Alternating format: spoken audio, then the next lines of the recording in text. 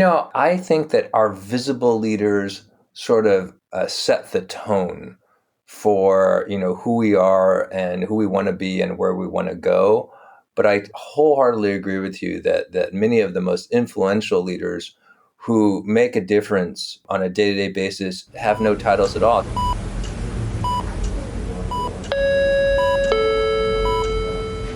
Paging Dr. Cook. Paging Dr. Cook. Dr. Cook, you're wanted in the OR. Dr. Cook, you're wanted in the OR.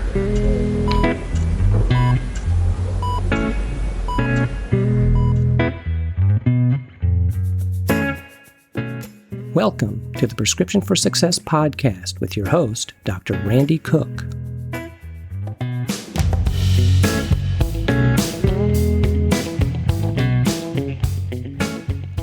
Hello, everyone, and welcome to Prescription for Success. I'm Dr. Randy Cook, your host for the podcast, which is a production of MD Coaches, providing leadership and executive coaching for physicians by physicians to overcome burnout, transition your career, develop as a leader, or whatever your goal might be. Visit MD Coaches on the web at mymdcoaches.com. Because you're not in this alone. My guest today is a recently retired family physician who has released a new book based on the accumulated wisdom he acquired during his 30-plus years in practice. So let's hear my conversation with Dr. John Chuck.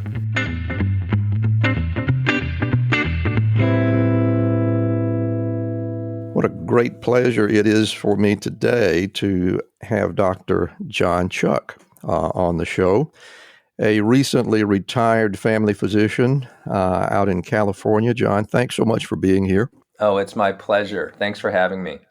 There is so much that we can talk about, and I hardly know where to begin.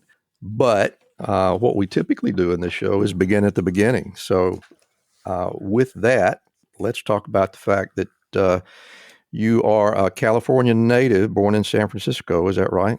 That's correct. And basically have lived your entire life in California. Did you ever have the urge to be anyplace else, or have you just been deliriously happy all that time? I'm just a product of my environment. I was born and raised there. I got spoiled by good weather and good food and a lot of cultural diversity. So while I enjoy visiting other parts of the country and the world, I always look forward to coming back to California, and northern or southern. I like. I bet both, you do. So. It is a wonderful place. I quite agree.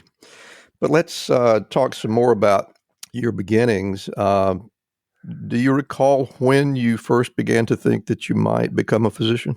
Well, it's interesting. So I grew up in a family where my father was a minister in San Francisco's Chinatown for over 40 years, same church. And my mom was partly a stay-at-home mom, but then also sometimes a burn unit nurse at St. Francis Hospital. But I didn't want to be a minister or a healthcare professional. I wanted to be a sports writer for the San Francisco Chronicle. Because no kidding! What a great ambition!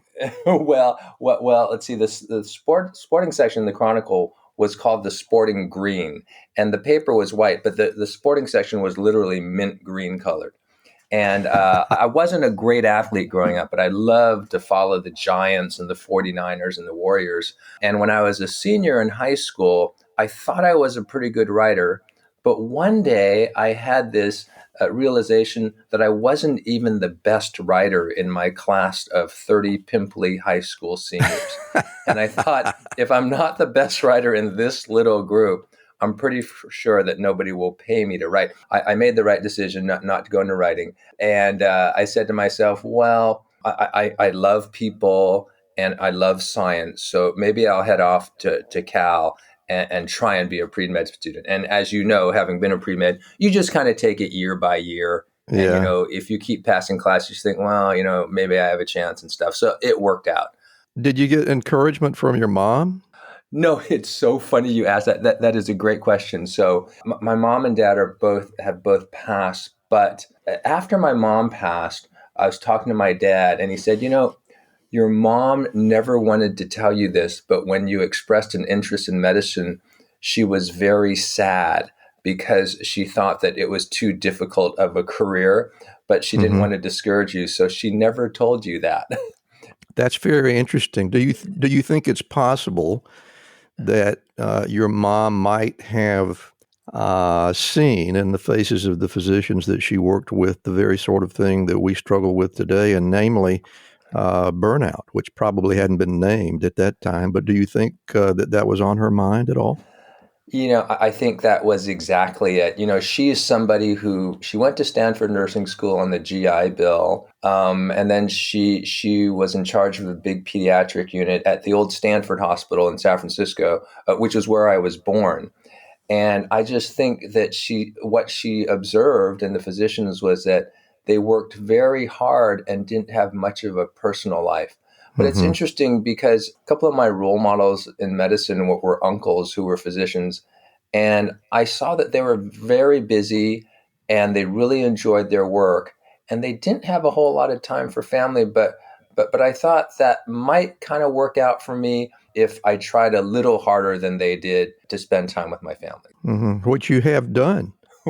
Well, I was blessed with a very good wife who was very straightforward about the need for us to parent as a team, and I thank her for that. I know early on in my career, and you may have experienced the same, it was difficult. It was working very hard. We had young kids, and you're trying to balance, being on call overnight in the hospital with changing diapers and helping out with the midnight feeds, right? So, and we're going to get into some more of that shortly, but in any case, to get back to your story, it sounds like you weren't particularly fascinated with your undergraduate level of study, but you realized that it was going to lead to something bigger. But once you got into medical school at UCLA, what was the initial feeling? Did you think, man, I'm in the right place now, or did that evolve? So I was super happy to be at UCLA. I actually went through all my pre-med years thinking that I wanted to go to the UC San Diego School of Medicine, because I grew up in San Francisco and Berkeley. They're both kind of urban. And I knew that UC San Diego, the School of Medicine, was based in La Jolla. And I thought, this is my dream school. And I was accepted there. Not a bad place to be. Not a bad place to be. So I was accepted there in December of my senior year, and I said, I am done. This is perfect. I'm just going to play intramural sports and barely pass my classes. But then my two uncles, one of whom had gone to UCLA, the other had gone to Northwestern, they said, well, UC San Diego is an excellent medical school, and it is. And they said, we would encourage you to go to UCLA because we feel like the clinical opportunities in your clerkship years will be better. And so, but my initial thought was, I hate the Dodgers, I hate the Rams, I hate the Lakers. You are a sports fan. There's no way in hell I would ever go to UCLA. But anyway, based on their encouragement, I flew down, I interviewed, and I fell in love with the place. It's like, wow, this is amazing. The medical school is on the undergraduate campus. I can come to school here, get a great education, go to Poly Pavilion, see John Wooden, the whole thing. So anyway, I went there. I loved it from start to finish. It's one of the things I would do over and over again, given the same opportunity. And our dean was Sherman Mellenkopf, who they called the Dean of American Deans. Not only was he a really nice, wise man, but he was very old, so that's probably why he was the Dean of Deans. But anyway, on the very first day of class, Dr. Mellenkopf came in and said, well, welcome to UCLA. It's really great to have you here. I know that many of you might be a little anxious and concerned about whether or not you're going to survive the rigors of medical school. Let me reassure you that you will all graduate and be doctors. Wow. And I thought, wow, that's a different nice message. And friendly thing to say. I said, I think I'm good to go. And so from that point on, I pretty much did not have any of the pre-med stress that I had at Cal. I pretty much just thought, I'm just going to do my best and I'm going to graduate and be a doctor. And so it was a very, very enjoyable experience, great camaraderie, wonderful classmates, and my attendings and staff and the nurses there were just wonderful. That's a great start. And even in the basic science years, you were satisfied that everything was well. Yeah, it was well. And, in those days, I teach medical students now. Nobody comes to class anymore, right? But of course, in those days, everybody goes to class. It's this great corporate thing. There's a lot of camaraderie. You're telling jokes between class and all. It was, in fact, there was one class, I had Jared Diamond as a physiology professor, and he won a MacArthur Foundation prize. And he was a brilliant man and a very forward thinker. And one day he brought 2 gigantic platters of asparagus into the classroom. And he said, I want everybody to eat a spear of asparagus. And then during the break, I want you to go pee. And then we'll talk about your experience when you come back, right? And it was all about, genetics. And some of us are predisposed to have this gene that makes, your urine smell funny after asparagus and others not. And those of you where your urine smelled fine, please rate. It was just a lot of fun and just a whole bunch of experiences like that. It was just wonderful. That's really remarkable. And I think those kind of experiences are rare in the basic science Really? years. I got lucky then. You really did. And then from that point, once you were in your clinical rotations again, was the experience, this is where I want to be, or was it terribly intimidating? What was on your mind at that point? I would say overall it was wonderful, but thank you for asking about intimidating.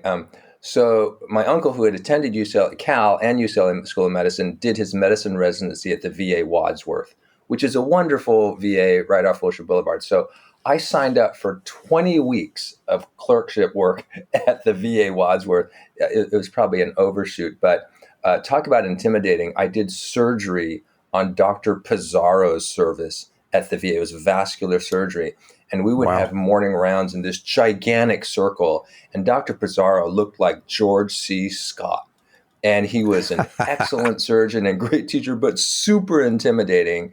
And it was the ultimate pimp rounds and stuff. And, you practically pee in your pants and stuff, even the chief residents. But that being said, that was balanced by Dr. Bruce Stabile, who was another attending there. And I think later on he went on to UC San Diego. But Dr. Stabile, in contrast to Dr. Pizarro, he had me in his office and he sat down and he said, John, let's talk about, muscular lumen and like what happens when one of them gets obstructed, and it was just a lovely casual conversation, which for the rest of my life helped me explain the colicky, renal colic and, intestinal obstruction.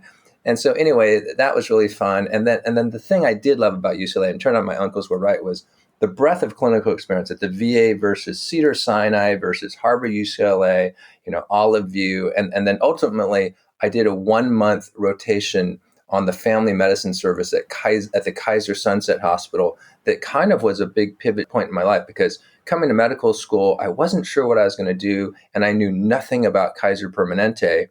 But Dr. Jimmy Hara was my attending, and he was just a wonderful human being. All the patients loved him, and I saw, this is what a family physician could do in a large integrated healthcare system. And at that moment, I thought, I think I'm going to head towards family medicine, and I definitely want to find out more about Kaiser Permanente in my residency. So I ended up matching. Yeah. It worked out well.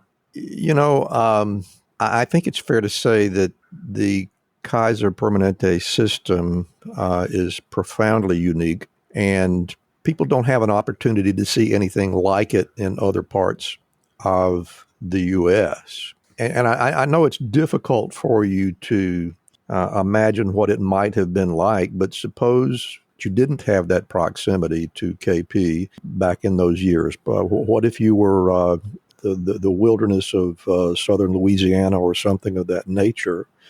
Yes. Is it possible that you might have bypassed the possibility of family practice at that point? I know that's a really oddball question, but I'm just interested to know what you think. Well, that is actually a great question, because, and we'll get to it later on in this conversation, but in the last 15 years of my career at Kaiser Permanente, I was very involved in leadership work in physician health and wellness.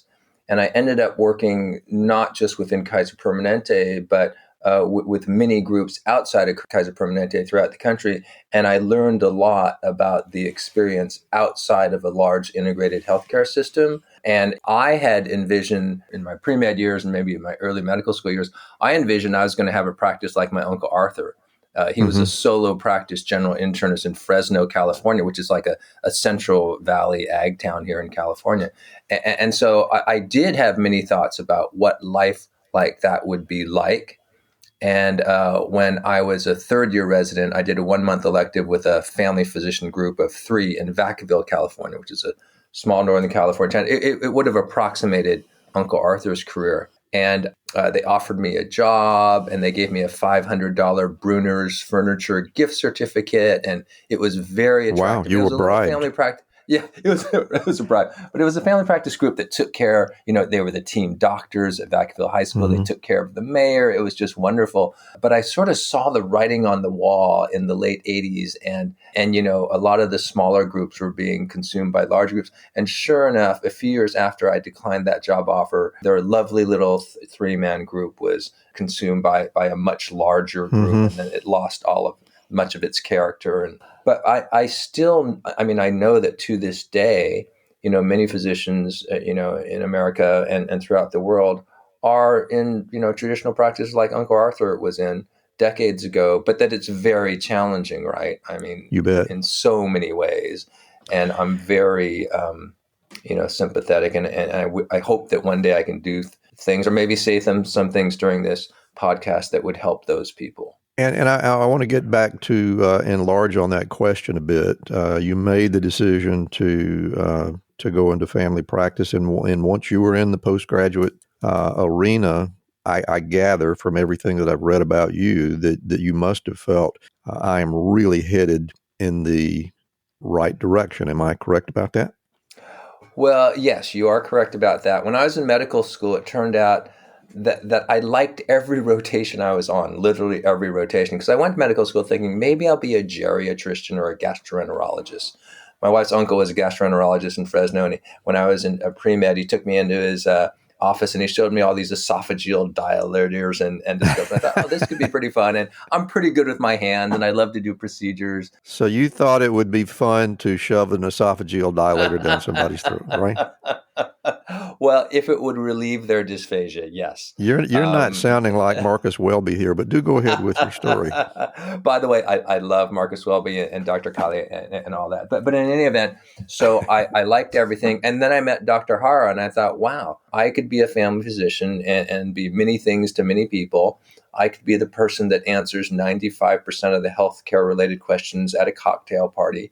And I really wanted to be that person for my family and my community. And then I went to residency where, I experienced a lot of things and a lot of healthcare systems. And it sort of confirmed the fact that, yes, I really like comprehensive long-term care. And then I rotated extensively through 2 Kaiser Permanente hospitals when I was a resident at UC Davis. And I really admired the type of physicians who joined that group. And a lot of them were just do-gooders, like social mission people who happened to be doctors. In fact, I went from residency straight to Kaiser Fairfield Vallejo.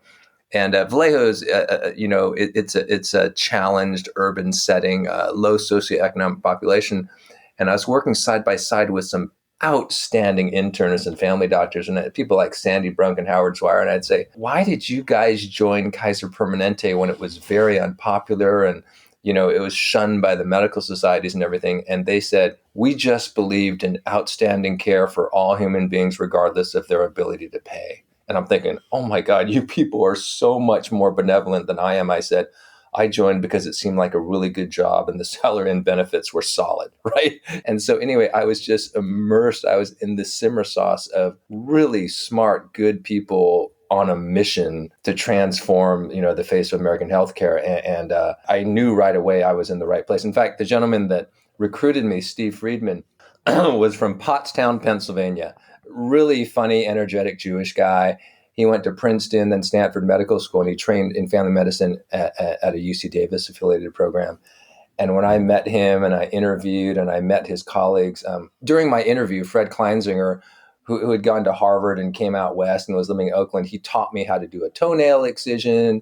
And Mark Van Heusen was from Syracuse, and he loved sports and I love sports. And then, Steve had so much energy and passion. I said, I have to join this group. Like I said, and the nice thing about Kaiser Permanente was, had I joined and I didn't like it, you could just leave after a year, no strings attached. Where if I had joined a small practice, I would have been buying into an office building, Sure. That was run by one of the physician's spouses. It was just a little messier. So it was kind of my wife and I just stepped back and we thought, what are all the pros and cons of the different opportunities? And, in retrospect, we made a great life-changing decision for ourselves.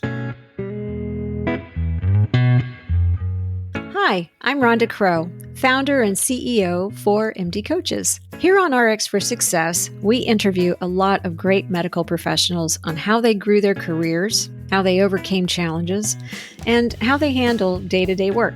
I really hope you're getting a lot of great information. But if you're looking for an answer to a specific problem, management or administration challenge, or if you're feeling just a bit burnt out, like maybe you chose the wrong career, well, then there's a faster way to get the help you need. No, it's not counseling, it's coaching. RX for Success is produced by MD Coaches, a team of physicians who have been where you are. I know you're used to going it alone, but you don't have to. Get the support you need today. Visit us at mymdcoaches.com to schedule your complimentary consultation. Again, that's mymdcoaches.com, because you're not in this alone. We'll get back to our interview in just a moment, but right now I want to tell you a little bit about Physician Outlook. If you haven't discovered this remarkable magazine, please do so very soon. It was created by physicians, for physicians, to showcase the intersection between clinical and non-clinical interests, whether it's writing, painting, cooking, politics, and dozens of other topics. Physician Outlook gives a physician perspective. It's available online and in print. It's really unique among physician lifestyle magazines. And like the Prescription for Success podcast, Physician Outlook amplifies the voice of any physician who has something to say. It also engages patients who still believe in physician-led, team-based care. And Prescription for Success listeners can get 3 months free when you enter our promo code RX for Success and select the monthly option at checkout. That's a really great deal on this stunning publication. And now let's get back to today's interview. Do you think that dedication to the ideal and the level of satisfaction in their practice is really highly prevalent all across the system, or am I just talking to the ones who are more successful and understood how to do it right from the beginning? What's your thought? What I saw in Permanente physicians in medical school and residency was, as a group, almost without exclusion, the people are really smart, they're committed, and they're team players. And when I was recruited by Steve Friedman, he said, we are a large, integrated, evidence-based, physician-led group where the physicians make the decisions based on what's best for the patient. And that was very appealing to me. And the people really walk the walk. I mean, I observed that at the Kaiser Sunset Hospital as a medical student, at Kaiser Sacramento Morse Avenue in South Sacramento as a resident. And then, fast forward to joining the group and my first few years, it was the real deal. Like, people walk the walk. And then later in my career, I became a physician recruiter for Permanente Medicine. I hired 250 hospice, family doctors, outpatient doctors, and I was very clear about our mission and what we were trying to do in the world. And I said, we're a good fit for some people and not for others, and I only want you to choose us if this is a good fit for you. If what we do is consistent with your values in life and your mission in life, then we'd love to sign you up. And then we'd like you to contribute to this mission. So I would say that belief is held by almost all the people in the group. And it's not just the physicians. I mean, we're looking for nurses who want to be part of a team. We want people to achieve as individuals, but for the team. And like I said, I think Kaiser Permanente works in communities where there's a critical mass of healthcare professionals and patients who want to buy into that model. Obviously it's not going to work everywhere in the country. And of course, if there's no economy of scale and you don't have a dense enough population, it doesn't work. But in certain parts of the country with certain demographics, it's just one of the greatest experiments in healthcare in the history of the world. In my mind, I have a very biased view. Well, as I say, the people that I've talked to a person have been very enthusiastic about it. But that brings up another interesting thing that I mentioned in snooping around in your life. From the very outset of your association with Kaiser Permanente, you thought it could be improved and you went about organizing a mentoring plan. You want to tell us about that? Yes. So When I joined Kaiser Permanente, I just wanted to be a great clinician. But as you know from your career, you're just trying to mind your own business being a clinician, but you'll frequently be invited to accept leadership positions. So when I transferred from Fairfield to Davis, which I wanted to do because I missed my residency mates and I was teaching on a regular basis. And if I moved back to Davis, it would just be easier. So when I transferred back to the Davis clinic, they said, well, we'll accept you as a transfer on one term, and that's that you're the chief of the department. I said, well, I don't really want to be the chief. I just want to be a doctor. They said, well, then you can't come. I said, well, okay, I'll be the chief. So as chief, I had to recruit some physicians. Our population was growing, and I had some good success in that. So the chief of adult medicine in the entire Sacramento Valley said, oh, is there any chance you can be the assistant chief for the whole department and do all of our hiring? And so, in the Sacramento Valley, we have about 1,300 of Kaiser Permanente's 10,000 physicians in Northern California. It's a big department, right? So, yeah, when I took on the recruiting job, it was a big job. It took a lot of my time. And then we were having some issues with not just recruiting people to the Sacramento area, but retaining them. Because, in Northern California, all the sexy cities are like, San Francisco, Oakland, Palo Alto, all that. One way we thought that we could retain and professionally develop our new hires was to mentor them. So I was paired with Susan Helbig, who was an assistant medical group administrator, a wonderful nurse leader manager. And we sat down and did a survey of, the different mentoring programs that existed in Northern California Kaiser, and then did a literature search on mentoring programs. And then we designed one for our department, for our rapidly growing department. And the fundamentals of it were a one-on-one pairing of every new hire with an experienced member of the department. And then we also had a little ancillary mentor from a different department so that every new hire could have at least one personal bridge to whatever, head and neck surgery, orthopedics, pathology, whatever. And then we said, well, this is pretty good. And we set some very modest goals. And I said, my only goal is that if we survey the new hires 1 year into their employment, we're going to ask them two questions. Number one, did you have a mentor? So that's low-lying fruit. They'll say yes. And number two, did this mentor help improve your onboarding experience at Kaiser Permanente? So, pretty modest goals, but solid goals. And so we achieved that. But then we said we should add something else that makes the program unique or better. And I thought, I said historically, when you educate primary care physicians, you bring in specialists from the university. But I said, you know what? My observation as a medical student and resident is that the subspecialists at Kaiser Permanente are outstanding, and 40% of them hold clinical positions at the local medical schools anyway, at Stanford and UCSF and Davis. I said, why don't we create a new hire lecture series, do it quarterly for 4 hours, on a weekday morning, and bring in all of our subspecialists to teach our primary care doctors about the subspecialty medicine and how to interface with our doctors. That way, they'll also get face time with the specialists they'll be working with for 30 years. So anyway, really we brilliant. did that, and I picked all of my favorite urologists and pulmonologists and infectious disease doctors. And it was just wonderful. It was a wonderful experience for the new hires who were working at multiple satellite clinics and things to come together as a cohort every quarter and to not only socialize, but learn from the people they'd be interacting with for the next 30 years. I want to ask you a little bit of an off-the-wall question, if you will. And I think it's really brilliant that you were able to get some of the most visible practitioners in the Kaiser Permanente group to be available as influencers for your colleagues. When I look back on my education and my career, I noticed that quite a number, probably most of the big influencers for me, were people who didn't really have a lot of titles.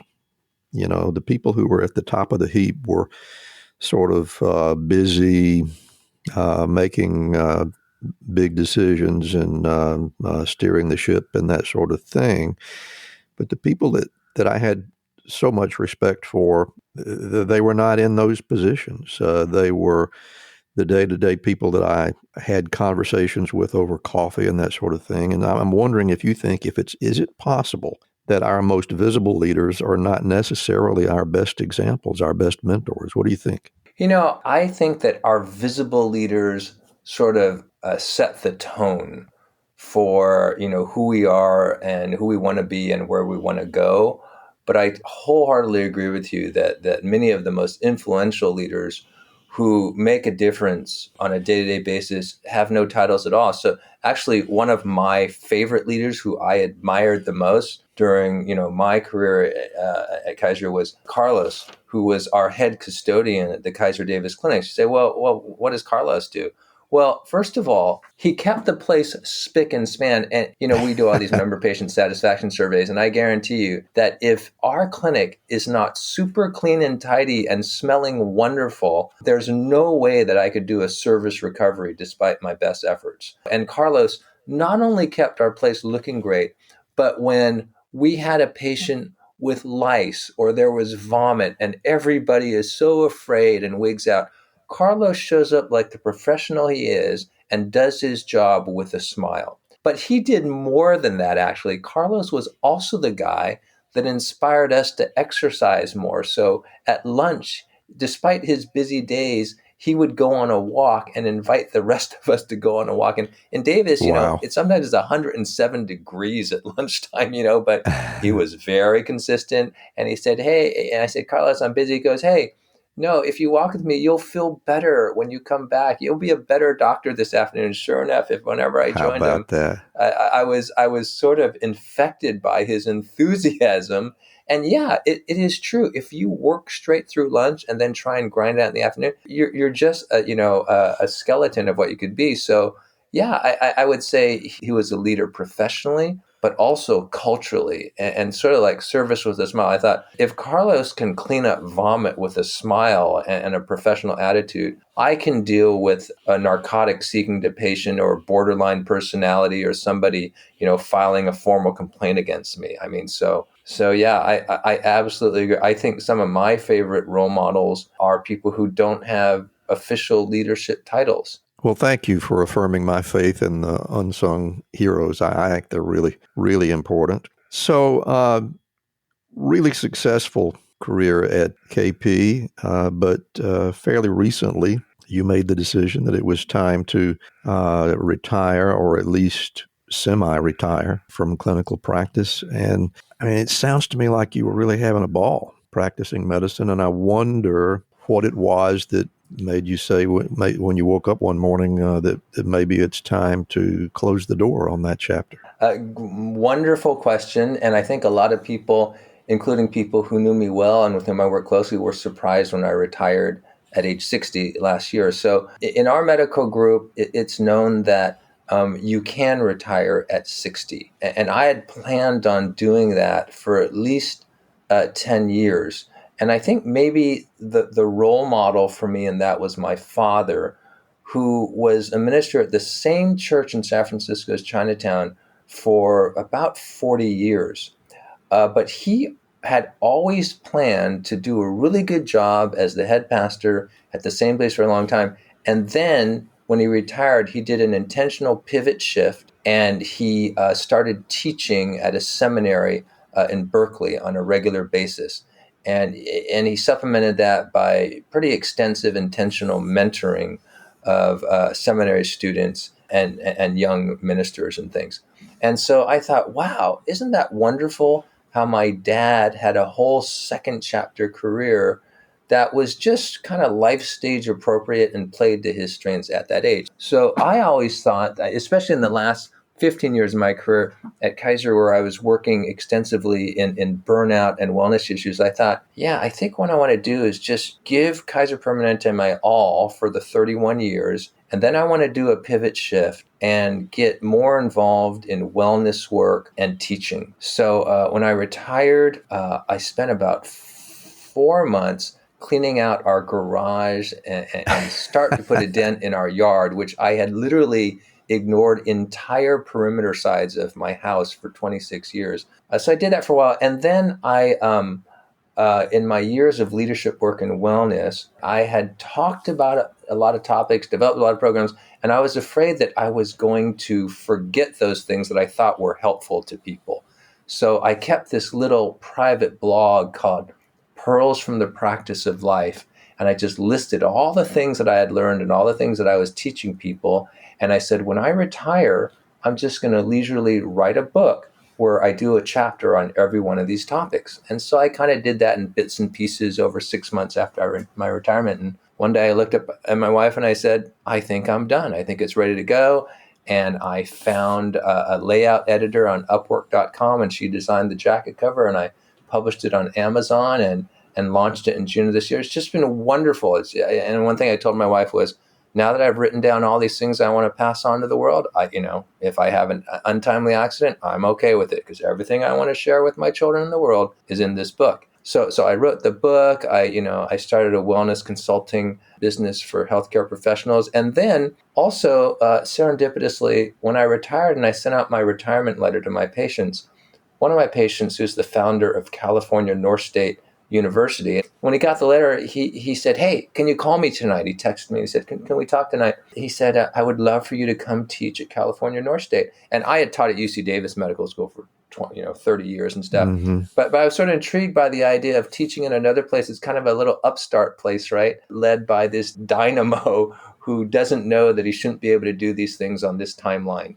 right? So, because, I love the University of California. I love Kaiser Permanente, but we kind of move at a more a methodical pace, right? Because, we've been around like that. So it's been a wild ride. And so I'm teaching students a couple of days a week, and that's fun. And then I've also squeezed in golf one day a week, because I was a horrible golfer for 30 years. And now I'm just barely a semi-decent golfer. But anyway, so the whole pivot shift thing and having a second career, that was very intentional. And, I was raised in the church to love God and love people and to have a purpose and a mission. Midway through my professional career, like in yours, a lot of opportunities would come at the same time. So I once asked my pastor, Glenn Snyder, I said, Glenn, how do I discern God's will and all these different things? And I forgot what it was, Glenn or somebody else recommended I read this book called God's Voice Within by Mark Thibodeau. And basically, it's a book about, when different opportunities present themselves to you in life, how do you discern God's will for you and all that? So anyway, I just do my best. I pray about it. I talk to our pastors. I'm in a home group in our church, and we talk about these things. And I'm just trying to do my best. I told my wife, I think I'm going to be cremated. But if I had a tombstone of any sort, it would just say, John Chuck, not MD, because, I wasn't born a doctor. And John Chuck, he loved God, loved people. And I think that what's important is not that everybody has that same mission, but that everybody in life has thoughtfully considered their values and their beliefs based on that, developed a personal mission statement, and then you spend your life just trying to live that mission, right? And so this is one of the things that, I know that you're a very successful coach, and this is the type of thing you coach people on, right? Because especially physicians, we spend so much of our careers learning about how to help others, but not a whole lot about prioritizing our own wellness, right? And of course, You're so right. Fundamental first step in that I'll talk about later is defining your values. We taught a resilience course in my medical group, and one of the first modules was, let's take a values inventory and then develop a mission statement. And then I would come in, somebody else taught that unit, but I would come in and talk about, relationships and things like that. And I would ask, okay, how many of you have done a values inventory and written a mission statement before? And it was like, I was shocked. Like, the audience of 30 to 65-year-old physicians, nephrologists, surgeons, obstetricians, like, at most 25% of the people would raise their hands, at most. And I taught this course like 60, 70 times, groups of 20 to 30 and stuff. It's like, oh my God, how do physicians get this far in their lives without doing this? And then I figured it out. I said, you know what? I said, while in college, everybody else was backpacking in Europe, smoking dope and figuring out the meaning of life, you were all studying for the MCAT. And you never stopped and did this work that all your fellow non-health professional human beings did. It's interesting to me that you had the foresight to plan that transition, and clearly there were some really important influencers that perhaps not everyone has, but your parents, ministers that you've known, and other physicians around you clearly had an influence. And obviously very fortunate for you that you had that available to you, but to have that vision before you had to make that decision, I'm sure you've seen it. there are physicians that go into retirement kicking and screaming because they just can't imagine a day that they don't sit down in front of a patient and come up with a differential and make a plan. But the fact that you were able to go to it peacefully and realize that you had much to offer beyond that is a really powerful statement, and I congratulate you for that. And I want to talk some more about the book, Pearls from the Practice of Life, A Family Physician's Guide to Struggle Less and Thrive More is the title and the subtitle. It's been available since June. And you mentioned that it was available on Amazon from the beginning and is also available in print now. And it also fascinates me that apparently you had the book written. You just kind of had to wrap it up and present it. You've been making notes all this time. That's smart. Yeah, I would say that pretty much, there are 69 chapters in the book. Every chapter in there, and, the chapters run anywhere from like a half page to 4.5 pages. They're all very short chapters. Sure. But every chapter in there, I've either led at least an hour-long lecture or maybe a 4-hour seminar on those. But I tried to keep it brief because I'm actually a non-reader. I don't read a lot, but the books I do like to read are brief and to the point and can be sort of read in small little increments. So I've had people say that they've read, like my daughter read the book from start to finish on a flight from Hawaii to the mainland. But most people have said, John, I see this more as a reference book. I pick it up, I read a couple of chapters, I think about it for a couple of days because they're short, and they're story form, which is friendly, but they're very dense. It really makes me think about something big in my life. And in fact, one of my editors is a journalist. He said, "Yeah, John," he goes, that's how most people will read this book. They're going to have it on their shelf. They may not even read it soon after they buy it, but they're going to go back to it over and over again in their lives. But it's such a valuable piece of writing, I think. And as you say, as best as I can determine, I have not downloaded and read it myself, but I will. But I can tell from the discussions that I've read and the reviews that I've read that it is exactly that. You don't necessarily have to begin at page 1. You can sort of dive in anywhere and find some advice that's very valuable. And I think we could all use something like that. One of the the first chairman of the Department of Medicine at the University of South Alabama, which opened while I was still in medical school, was a guy named Clifton Medder. And he wrote a little coffee table book called A Little Book of Doctor Rules. But it sounds like that you're exactly in that territory, except much more expository. And I'm really looking forward to it. I have scanned the chapter list, and if I'm not mistaken, there's one in there called "How Not to Waste Time." If I got that right. That's actually in the introduction, where I talk about when my father was officiating my Uncle Arthur, the general internist, his interment ceremony in Fresno. It was actually not a solemn ceremony because Uncle Arthur was in the late 80s, had a great career and stuff. But what my father said at the ceremony was, the sad thing about life is not that Uncle Arthur died, because we all must die. He said the sad thing would have been if Uncle Arthur had wasted the time he had. How which wise. He didn't, right? Yeah. And so one of the reasons I wrote the book is because, in my 31-year career in primary care, I was blessed by so many intimate stories of my patients. One of the things that Dr. Melenkoff said was, he said, there's a lot of technology coming down the road. Like for example, they were teaching us anatomy in resin cross sections. And I said, I asked Dr. Clemente, I said, Dr. Clemente, why are we learning anatomy in cross section? He said, they're coming up with something called a CAT scan.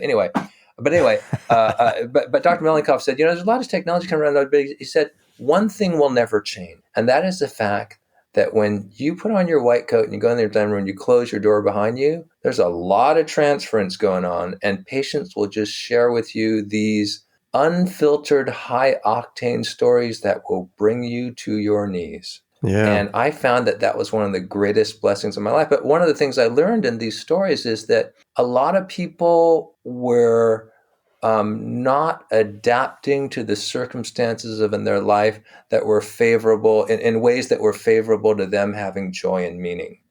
that they weren't emerging from their struggles, stronger or better.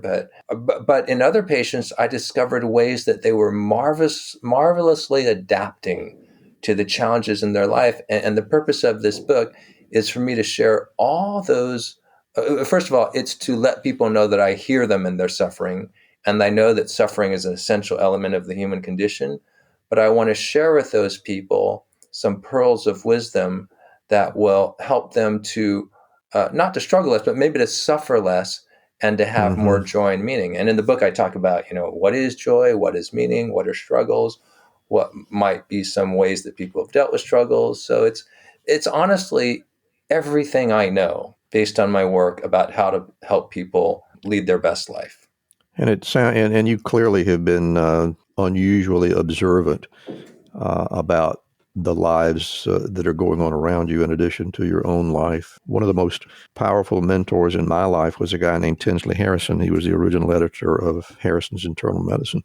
Oh my God, I had that book. That was a big book. One of the things that always stuck with me was this thing that he said, that when you go into the room with the patient and take your history, unless you have put what will be the eventual diagnosis into your list of differentials within 15 minutes of listening to the patient, then you'll probably never make a diagnosis. He felt that the key was always in the history. Now, understand that this was before the CT scanner was available and any of the miraculous things that we have today, but it always stuck with me, and to a larger degree, it was not so much nailing the diagnosis as it was understanding why that patient was in front of you. Another mentor of mine was Gail Stevens, a great family practitioner, who said, you've got to learn to hear what is beneath what they say and extract things from them. And it sounds like your practice was very much based on that capacity to listen. Well, I am I'm melting in my chair right now. I'm deeply resonating with what you're saying. Dr. Mellenkopf also told us that if you just ask a few open-ended questions and demonstrate a little bit of empathy, the patient will tell you their diagnosis in their story, right? So it's very similar to what Dr. Harrison said. And then something that I used to teach residents 25 years ago that I thought was sort of insightful, but now it's a regular part of our teaching, is I said, patients are going to come to you with a chief complaint. And I said, that's important to tease that out and find out more. But I said, what you really want to uncover is their chief concern. What about the chief complaint, led them to make this visit? What are they really worried about? And then, as you know, because you're obviously a loving, kind, experienced clinician, it's sort of like asking them, like, I'm the doctor and you're the patient, but what do you think might be going on here? If you had to venture a guess, what do you think is causing your headache or your floppy left leg or whatever? Tell me more about that. And I think to engage the patient as a partner in the relationship, it's sort of like tapping into the humanity of medicine, right? You bet. That was actually at the heart of what Dr. Stevens was getting at. In fact, he used to say that every person who comes to you for medical care has made a decision to be sick. They're not there because they're sick. He said they made a decision to be sick. And he went on to talk about the fact that a lot of people go around with the same symptoms for months, if not years, before they seek medical care, but something makes them come to the physician. And unless you understand that, your capacity to really help them is going to be severely hampered. And I thought that there was a lot of wisdom in that. So I'm doing way more talking here than I should. And I want to give you. But I'm loving this. It's like, manna from heaven. I mean, I feel like, when you read the book, you'll find that I didn't make up much of anything, but I feel like I'm a clearinghouse for just these nuggets and pearls of wisdom that have moved me and changed my life. And I feel like I just want to make sure that these are shared in some way, shape, or form. But none of the wisdom comes from me. And as I got older, I always felt like I have a certain spine of knowledge and wisdom and stuff. But then as I got older, like if I heard something new that I thought was really good, I would just add that to the list. And that's why I created the whole blog for myself, so that when I retired, I would remember all these things, because each one of them moved me so much when I first heard it, and I incorporated it into my practice and my being. I thought, this stuff is too good to just keep on a private blog, right? Like this needs to see the light of day. And so I actually think that it's a wonderful tool during the pandemic, which is, I mean, there have been a lot of challenges to individuals and societies throughout the history of mankind, but this is a significant one. I mean, it's up there, right? But I think that a lot of the messages in the book would help people have some sort of framework or perspective from which they can, navigate this and survive it, and maybe even find some good in it. So I bet they will. And I'm looking forward to getting the whole thing in front of me. Having scanned the chapter list, I'm truly fascinated. I've taken up almost an hour of your time already, but one thing I want to ask you about before we get into your personal prescriptions for success. You are behind an idea called Serotonin Surge Charities. Could you tell us about that? I would love to tell you about that. I think 25, 30 years ago in my career, I was a CME chief. And in those days, it was thought to be okay to partner with pharmaceutical companies and to put on CME incentives. But it was also thought to be okay to do things like have pharmaceutical companies take you out to golf. So I knew a rep, and he said, hey, can you get 50 guys together and I'll host golf? I said, yeah, I'll do that. That sounds fun. So I got 50 guys together and we set a date. And then maybe about a month before the event, he called and said, my Western area manager, he nixed the idea. I can't do that for anymore. I said, well, I got 50 guys who took the day off. We think we're playing golf. So anyway, I got a little desperate. I called some other drug rep, people I knew, and I said, hey, what am I going to do? They said, hey, yeah, this is horrible. But he said, why don't you try and make something good of it? Why don't you just try and turn it into a charity event? I said, charity event? So anyway, I didn't know much about that, but I said, yeah, okay, maybe I'll try it. Maybe we'll still have the event, but we'll turn it into a charity golf tournament and try and raise some money for a local AIDS clinic. So, okay. So I kind of cobbled it together, and somehow, God had his hand in there, and we had a great time, maybe raised several $1,000s, and we thought, I think we're on to something here. So anyway, I did it again the following year, and then I think we raised, I don't know, maybe $10,000, $20,000. And one of the guys who came was a banker, and he was the husband of one of our ophthalmologists. And he said, John, you should form a 501c3, because if you do, then corporations that sponsor you, they can write that, whatever. And I said, Paul, I said, no, nothing about it. They said, hey, Novo Books writes this $20 paperback. It'll teach you how to do a 501c3. So I literally went to Barnes & Noble. I bought this book, and I just plowed through the pages, and I had some help from my friend Clay Tanaka, who was an attorney with the Attorney General's office. And I said, Clay, can you kind of help me on a few of these pages, because I don't want to go to prison? So Clay did some things. And sure enough, soon thereafter, we had formed a 501c3. And in terms of the name Serotonin Surge, literally one morning, it must have been a God thing. I woke up. You had a serotonin surge, didn't you? Yeah. And I was treating a lot, family diet, treated a lot of depression and stuff. So I said, hey, we should call this thing Serotonin Surge Charities, because I really don't like, charitable things where you feel like, oh, it's a burden, I have to do this. We should make it fun to raise money for good causes, right? So anyway, we filed a Serotonin Surge, and I love the alliteration, the S and the S. Yeah. So we launched it, and from its inception, like 22 years ago, it's always been all volunteer. We don't have a single paid person on staff. There's no building. There's no nothing. And long story short, by putting on 1 or 2 event-based fundraising events per year, over 22 years, we've given away over $5 million. Wow. And it's just been I told my wife, I said, the best thing about Serotonin Surge Charities and running an all-volunteer organization is that it puts you in touch with the nicest people on the planet. Because bad people don't help you with volunteer things to raise money for things like free clinics, breast cancer research, and college scholarships. Mm-hmm. They just don't. So we've met the nicest people from Kaiser, Sutter, UC Davis, Dignity Health, Epic, Security. They're just, I say, we're just a celebration of all the people who said yes. And then I feel very comfortable, being a development officer. My wife is a tremendous event planner, and we have friends who do that. So we've put on like for 500 people, food, wine, fashion show, and we've done 5 10K races and a lot of golf tournaments. It's just been, and then last year, well, it was a pandemic, no one to get together. So we put together a 1-hour online program. It featured things like a patient of mine who's a head women's tennis coach at UC Davis, and he did like a hilarious 8-minute video about how to hit a tennis ball and stuff. And my friend Dave Costco's on our board. He's a sports medicine doctor. From his new home in Ketchum, Idaho, he sang a song.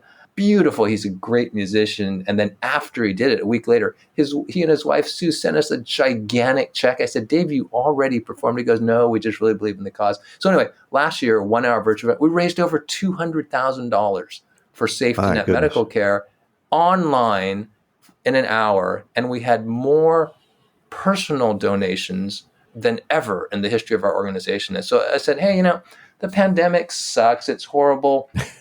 But, even in a pandemic, some people are still hustling to make progress in the midst of chaos, right? Like, doctors, we spend our lives fighting maximum entropy and chaos in digital organization. And I just love doing that with other people. Like, it's all about the relationships and finding a handful of people. And like you're just trying to save careers and lives, right? And you're taking all the time on your own to get online, do these interviews. You have to edit the whole damn thing, but you're passionate about it because you think it makes a difference. So that's what Serotonin Surge is all about. In fact, I just emailed some people about, hey, I know it's a pandemic. Are we still going to fund this scholarship thing we've been doing? They said, of course we're going to do that. So now I'm going to get the ball rolling on that again. I thought they were going to say we have no more money, but they said, no, this is good. Let's sponsor the kids going to college again. So you just kind of move forward with the people that want to move forward with you. Well, there seems to be a good bit of magic about you. You've touched a lot of things that blossomed into something really good, and I've enjoyed hearing about that. I appreciate you taking the time to speak with me. And at this point, what I'm going to do is be quiet for a bit, close my mic, and we will have the great honor of hearing Dr. John Chuck deliver his personal prescriptions for success. All right. There are 3 things I'd like to share with people, 3 things that I think might help you enjoy personal success.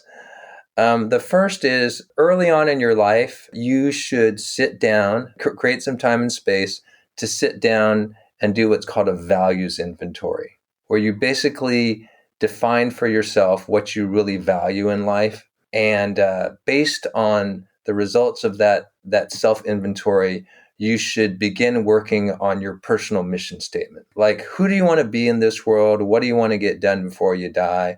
What do you want your epitaph to be? And then work backwards from that. And, this is a very weighty task. And I think that for many people, they do this sort of exercise in like some sort of enrichment course or whatever. But if you don't have access to those, I highly recommend engaging with a life coach or a therapist to do a values inventory. I think that it's time and money well spent.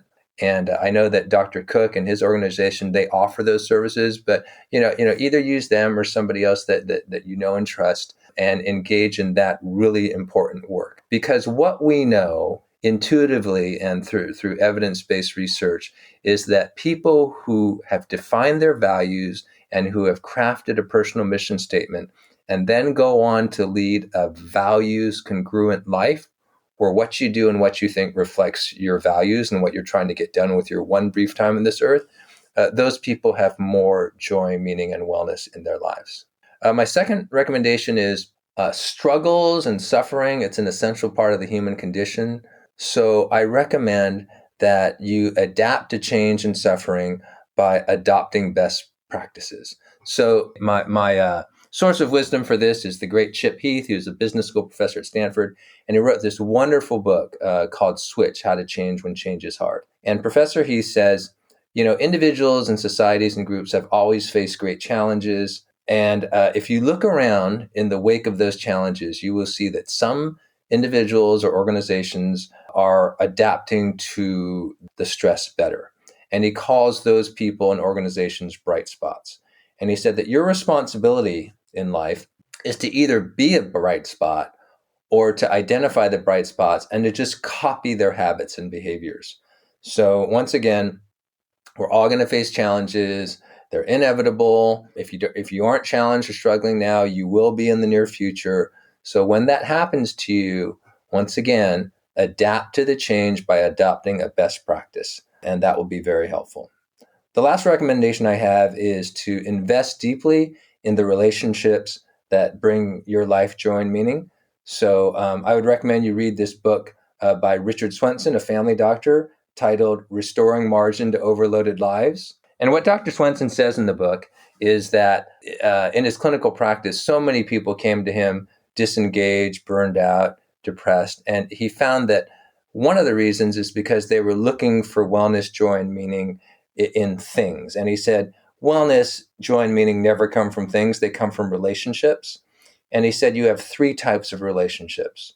You have relationships with other people, and that is called your social life, which could include your professional life and your work. He said you have a relationship with yourself, and he calls that your emotional life.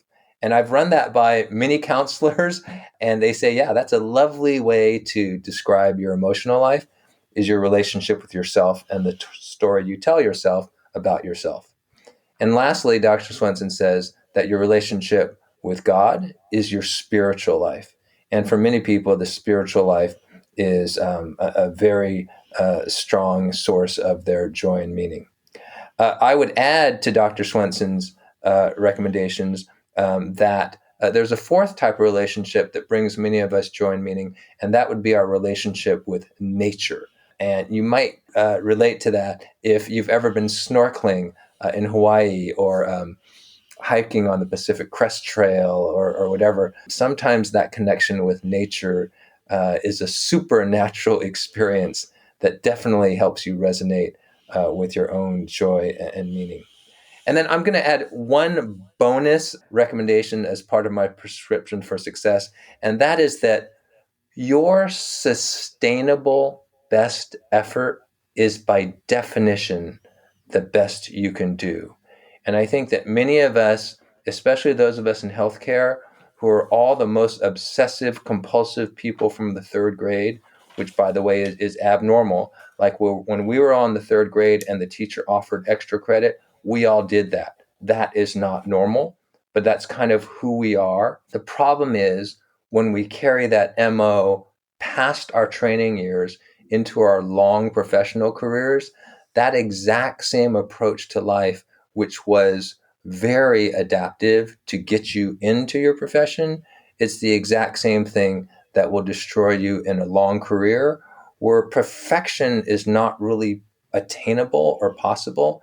So I think for many of us deep into our careers, the reason we're so burned out, emotionally exhausted, or depersonalizing the care, or feeling like we haven't accomplished much, it's because we're hanging on to this obsessive compulsive behavior and belief that, the only thing that's good is that which is perfect. The great Rachel Remen, who has taught generations of physicians and nurses about joy and meaning, she said, she leads people in this breathing exercise where she says, as you take a breath in, be grateful, for fresh air and the oxygen that it brings you, the life-sustaining oxygen. But she says, as you exhale, let go of those habits that no longer serve you well. And I think for many of us, one of those habits that no longer serves us well is this belief that we're only good enough and we're only worthy of belonging if we're perfect.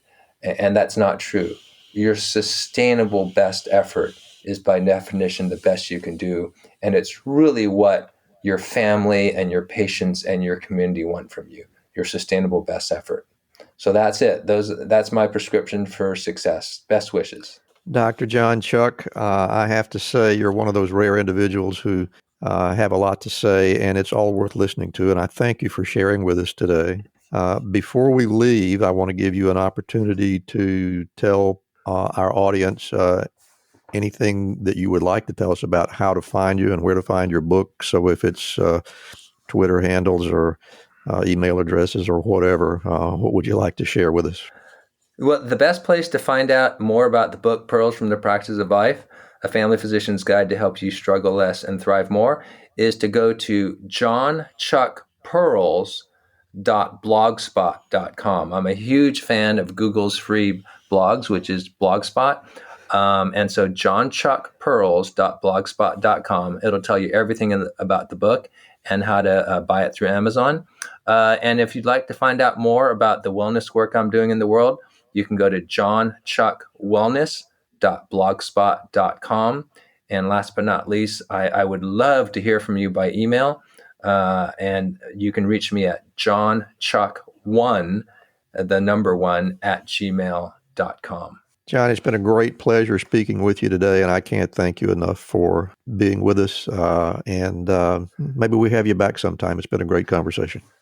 Dr. Cook, my life has been blessed by our time together. Thank you for doing the important work you're doing in the world. I've really enjoyed our time together this morning.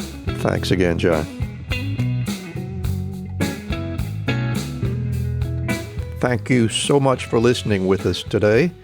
Remember, you can always get more information about our guests as well as hear them face my rapid-fire questions at our Patreon site. And while you're there, you can also subscribe to the podcast, give us a rating, and hopefully offer suggestions on what you'd like to hear in future episodes. Thanks very much to Ryan Jones, who composed and performs our theme music for us. That's all we have for today, so please be sure and fill your prescription for success with my next episode.